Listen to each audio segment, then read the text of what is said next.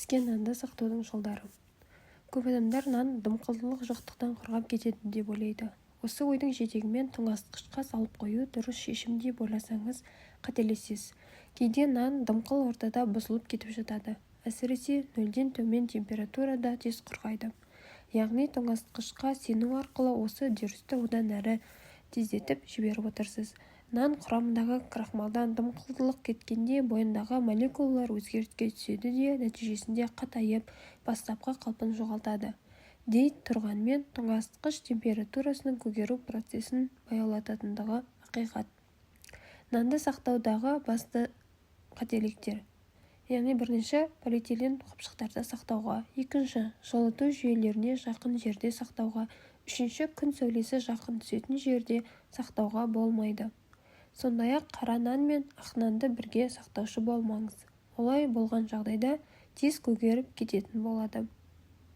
Нанның жақсы сақталуы үшін қалтаға тазаланған картоп тіліндісін, кесілген алманы, аздаған тұзды немесе қант түйірін салып қойған жөн.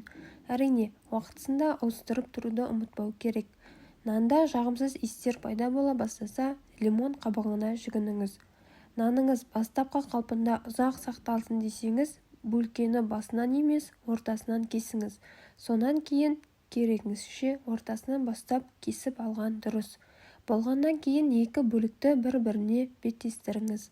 Зығырдан немесе кенептен жасалған сүлгілерге орап қойсаңыз, құрғақтықтың алдын алуға мүмкіндігіңіз бар. Нанды металл ыдысқа емес, ағаш ыдысқа салып жеу нанның ұзақ уақыт сақталуын қамтамасыз ете алады. Құрғақ нанды қалпына келтіріңіз. Нанның құрғап кетуі қалыпты құбылыс.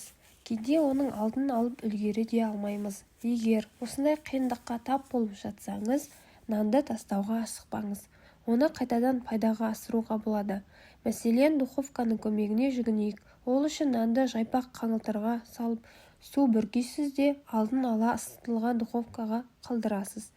Нанды буға жұмсартуға да болады. Нан кесінділерін елегішке қойып, кастрөлдегі судың бетіне қоясыз. Яғни суға тимеу керек.